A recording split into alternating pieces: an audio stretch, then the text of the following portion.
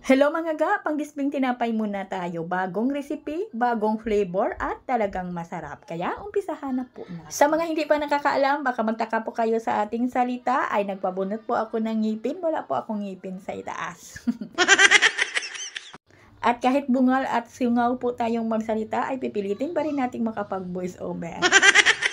So dito sa ating pandan mixture, gagamit po tayo ng 2 cups ng light brown sugar at 1 and 1/2 teaspoon ng iodized salt. At maglagay tayo dito ng 3/4 cup ng margarine.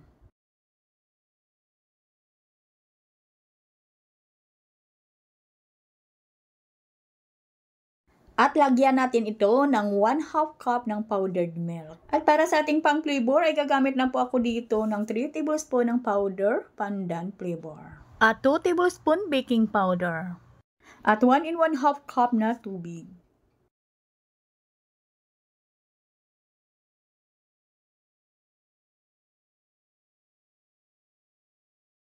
At nang halos natunaw na po natin yung ating mga dry ingredients, ay ilagay na po natin dito yung 750 grams ng third class na harina. Pwede naman tayong gumamit dito ng all-purpose na harina. Yun nga lang, yung ating tubig ay dagdagan po natin ng kaunti. At bago po natin ito ilagay sa ating mga hulmahan, ay ipahinga muna natin ito ng mga 40 minutes. At gagamit lang po ako dito ng 12 by 16 by 1, yung sizes ng ating hulmahan. At kapalan lang po natin ito sa pagbanya ng shortening or di kaya yung margarine. At ipantay lang po natin ito mga ga, at para hindi tayo mahirapan sa pagpantay dito, yung plastic na suot po natin ay basain na po natin ng mantika.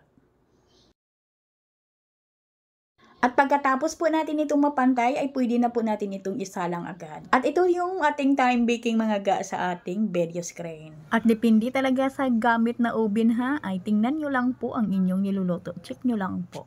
At kailangan na ito'y malamig na bago po natin tanggalin sa kanyang hulmahan. At dahan-dahanin lang po natin ga, baka po masira po yung ating pandan bar. At hiwain ko lang po ito sa 4x12. Medyo malaki po yung hiwa ko dito. Kayo mga guy, depende na ho yan sa inyo kung ano kalaki yung hiwa nyo dito.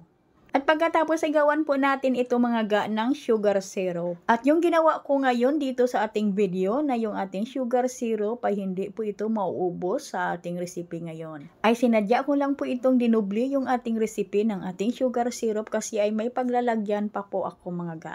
Pero kung kayo yung gagawa ay hatiin nyo lang po yung ating recipe ng ating sugar syrup. Kasi medyo marami lang po ito. Kasi nga may paggagamitan pa ako nito. May tamad na po akong gumawa ulit. Sana nakuha po ninyo or naintindihan po ninyo yung ibig kong sabihin. Yung gagawin nyo lang po sa recipe natin na ito, yung sugar syrup nyo ay ito lang po sa ating video screen. Lagay ko po. At pakuluan po natin ito ng mga 2 minuto lang.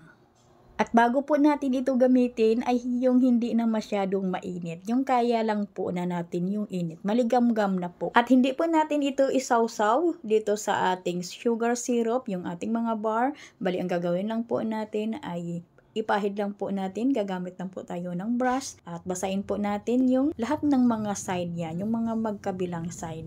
Para nang sa ganun ay dumikit dito yung ating desiccated coconut. Yung gamit ko dito na desiccated coconut mga ga ay yung ordinary lang po na yung tag 150 lang po yung kilo. Dati ay 140, ngayon ay 150 na. At ito yung sabi ko sa inyo mga ga na hindi po maubos yung ating sugar syrup kasi may paggagamitan pa ako nito. At ang bintahan ko po dito ay 3.20 or tag 7 pesos po. Medyo malalaki po yung hiwa ko. Kayo mga ga ay depende na ho yan yung bintahan ninyo sa laki ng inyong hiwa. At importante lang po ho dyan kayo mag-costing lang bago po kayo magbenta. Para malaman po ninyo kung magkano yung total puhunan po ninyo, para malaman po ninyo kung magkano ba dapat ang inyong bintahan dito. Hanggang dito lang po yung ating video. Maraming salamat at bye-bye.